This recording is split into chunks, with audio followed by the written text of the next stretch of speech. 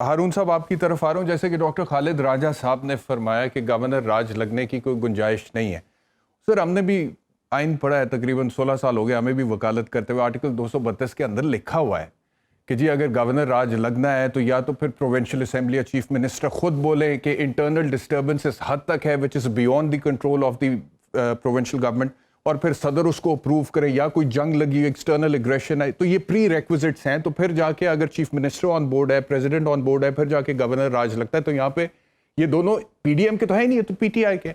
دوسری بات یہ ہے کہ گورنر راج میں سر فنڈامنٹل رائٹ سسپینڈ ہو جاتا ہے. وہ ویسے ڈی فیکٹو تو شاید کئی دفعہ پاکستان میں ویسے ہی سسپینڈڈ رہے ہیں. جو کچھ پاکستان میں ہوا ہے، جس کے بارے میں آپ کو تو بہت شوق سے سنتا ہوں آپ کے پروگرام میں، اور آپ بڑا کھل کے ڈٹ کے بولتے ہیں، اور آپ کو سنتے ہوئے دیکھ کے ہمیں بھی حوصلہ ملتا ہے، پھر ہم بھی اس حساب سے بولتے ہیں. تو لیکن یہ کیسے سیاستدان ہیں ہمارے، بجائے اس کے کہ ایک ایسے دور میں جب انسانی حقوق کی بدترین پامالی ہوئی ہے، آپ مزید کہتے ہیں گورنر راج لگائیں گے اور فنڈامنٹل رائٹس مزید سسپینڈ ہو جائیں گے سب سیاسی مفاد کے لیے. ہارون صاحب دیکھیے، گزارش یہ ہے بیرسٹر صاحب، آپ کو بش جونیئر اور الگور والے الیکشن یاد ہے امریکہ کے؟ کتنا بڑا تنازع تھا. ٹھیک، آپ کو ابھی یاد ہے کہ ٹرمپ جو ہے وہ رزلٹ نہیں مان رہے تھے امریکہ میں. ساری دنیا میں یہ مسائل پیدا ہوتے ہیں، مگر ایسا نہیں ہوتا کہ اتنا ہی جان پیدا ہو جائے کہ ایسا لگے کہ ملک ہی خطرے میں ہے. آپ نے کہا یہ کوئی بنانا ریپبلک ہے، اس میں کوئی شک نہیں کہ اب یہ بنانا ریپبلک ہی ہے. اس لیے آپ ذرا غور فرمائیے، ہر روز سٹاک ایکسچینج کی حالت بگڑتی ہے. سویابین کے 8-10 جہاز کھڑے ہوئے ہیں سمندر میں، اور سارے سرکاری محکمے بے بس ہیں. میں آپ کو بتاتا ہوں کیوں بے بس ہیں. مجھے متعلقہ محکموں کے ذمہ دار ترین افسروں نے کہا کہ 1 ارب روپے ایک وزیر مانگ رہا ہے. اس وزیر کو وزیر اعظم صاحب برطرف نہیں کر سکتے، اس لیے کہ اسے برطرف کریں گے کہ تو حکومت ہی چلی جائے گی، خطرے میں پڑ جائے گی. وہ ایک طاقتور وزیر ہے. ڈالر کی قیمت ہر روز بڑھ رہی ہے. آلو اور اس کے ادرک تک کے پیاز اور ادرک تک کے جہاز رکے ہوئے ہیں. ایل سیز کھل نہیں رہی ہیں، اور آپ کے خزانے میں کوئی پیسے نہیں ہے. آپ کہہ رہے ہیں نا زر مبادلہ کے ذخائر کم نہیں ہے ہی نہیں. پیسے کہاں ہیں پیسے؟ $3 بلین چائنا کے ہیں، $3 بلین سعودی عرب کے ہیں. تو یہی آپ کے پاس کل پیسے ہیں. اب آپ کرنسی چھاپ سکتے ہیں اور اسے استعمال کر سکتے ہیں. اس کا نتیجہ جو ہوگا وہ ظاہر ہے. یہ کوئی تاریخ میں پہلی بار نہیں ہوا ہے. یہ اسپین میں ہوا ہے، یہ لیٹن امریکہ میں ہوا. ابھی یہ اورنگزیب عالمگیر کے وفات کے 5 برس کے بعد شروع ہو گیا تھا، جب سید برادران تھے. وہ منیر نیازی نے کہا تھا جس قبیلے کے سارے لوگ بہادر ہو جائیں، بربادی اس کا مقدر ہوتی ہے. کوئی آدمی نہیں ہے جو ہوش مندی کے ساتھ بات کرے، اور کوئی ادارہ نہیں ہے جس پہ ہم 100% بھروسہ کر سکیں. عدالتی نظام کے بارے میں تو میں کچھ عرض نہیں کرتا، آپ دونوں حضرات موجود ہیں. آپ نے اس کو اندر باہر سے ہر طرح سے دیکھا ہے، آپ کا اس کا بہت قریبی تجربہ ہے.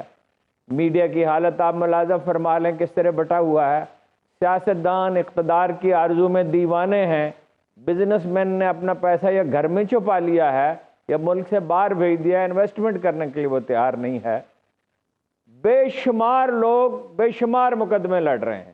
سیاسی جماعتیں اپنا مقدمہ لڑ رہی ہیں، عدالتی نظام اپنی حفاظت کر رہا ہے، آرمی اپنی حفاظت کر رہی ہے، اپنا حق جتلا رہی ہے، میڈیا اپنی جنگ لڑ رہا ہے.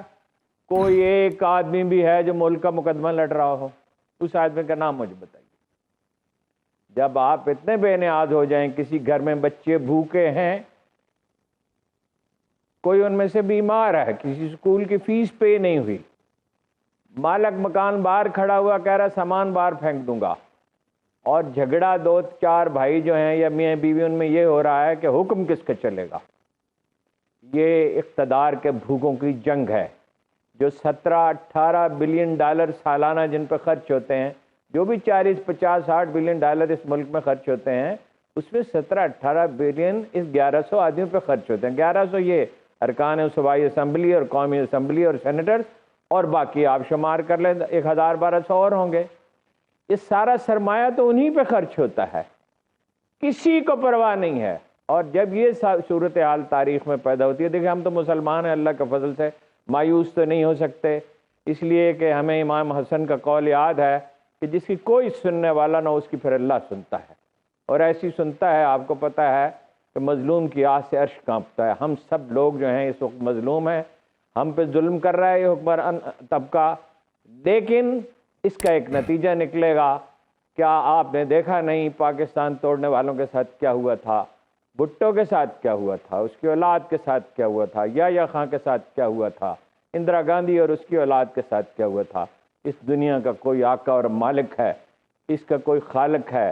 دیکھیے وہ رونلڈ ریگن نے ایک دفعہ کہا تھا، میں چاہتا ہوں کسی دن کسی ملحد کو بلاؤں، اسے بہترین کھانا کھلاؤں اور پھر اس سے پوچھوں کہ کیا یہ کھانا کسی باورچی کے بغیر پک گیا ہے۔ اس سے پہلے کہ میں سیاسی طور پہ آپ کا تجزیہ لوں کہ آنے والے دنوں میں اب آپ اسمبلی تحلیل ہوتے ہوئے دیکھ رہے ہیں، اس ساری یہ جو بحران پیدا ہو رہا ہے، اس کا کیا نتیجہ آپ اپنی، کیونکہ آپ نے بہت سال کئی دہائیوں سے اس ملک کی سیاست کو کور کیا ہے، آپ نے آئینی بحران بنتے بگڑتے پھر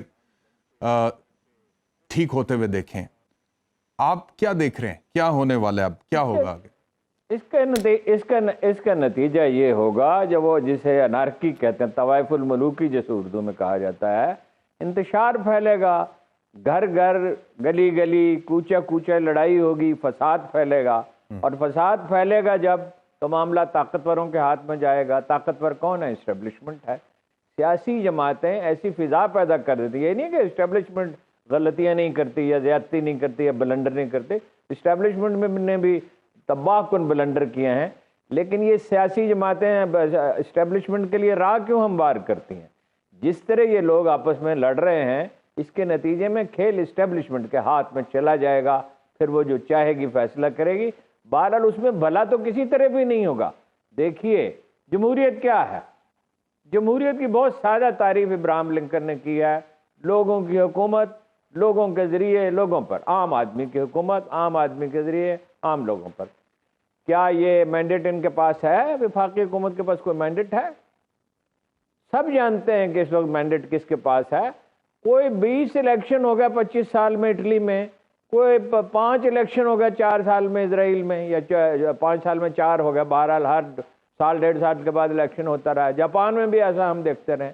وہ بھائی جب معاملہ خراب ہو جائے تو لوگوں کے پاس چلے جاؤ، ان سے فیصلہ لے لو، فیئر اور فری الیکشن کی آپ کا بندوبست کریں۔ وہ کوئی بھی کرنے کے لیے تیار نہیں ہے۔ جنرل باجوہ نے پہلی ملاقات میں مجھ سے یہ کہا تھا، مجھے بلوایا، میں نہیں گیا تھا ان کے پاس، مجھے 2 بار پیغام بھیجا میں ملنا چاہتا ہوں۔ جب میں گیا تو ایک رام کہانی انہوں نے سنائی، وہ تو آف دی ریکارڈ تھی، کیا عرض کروں، وہ شاید کسی کتاب میں لکھ دوں، اور جو رام کہانی بالکل بے سروپا تھی۔ اور اس کے بعد کہا، ہارون صاحب آپ سے 2 باتوں کا وعدہ کرتا ہوں، ایک الیکشن فیئر ہوں گے اور میں 1 دن کی ایکسٹینشن بھی لوں گا۔ کوئی بھائی آپ جب انصاف پہ چلنے ہی نہیں چاہتے، دیکھیے بخاری شریف کی پہلی حدیث یہ ہے، ان الاعمال بالنیات، اعمال کے نتائج کا انحصار نیت پہ ہوتا ہے۔ کیا آپ کی نیت ہے ملک کو ٹھیک کرنے کی؟ اسٹیبلشمنٹ کی نیت ہے، پی ٹی آئی کی ہے، نون لیگ کی ہے، مولانا فضل الرحمان کی ہے، زرداری صاحب کی ہے؟ نہیں ہے۔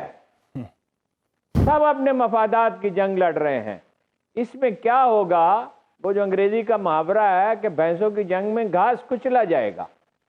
لوگ اس کو بھگت رہے ہیں، لوگوں کو اٹھنا ہوگا، اور اٹھنے کے لیے ضروری نہیں ہے ہنگامہ خیزی، ضروری نہیں ہے چیخ و پکار، ضروری نہیں ہے انتہا پسندانہ نعرے اور گالم گلوچ جس کا کلچر بن گیا، وہ ضروری نہیں ہے۔ سوڈان کے لوگ ہم سے زیادہ سیانے نکلے جب جنرل نومیری کے ظلم حد سے بڑھ گیا، 3 دن کے لیے اپنے گھروں میں بند ہو گئے، 3 دن کے لیے گھروں میں بند ہوئے، کسی نے کوئی کچھ کیا ہی نہیں، نہ کوئی نعرہ لگا، نہ کوئی جلوس نکلا، نہ کوئی جلسہ ہوا۔ تیسرے دن جنرلز نے کہا اپنے چیف سے کہ حضور لوگ تو گھروں میں بیٹھے ہیں،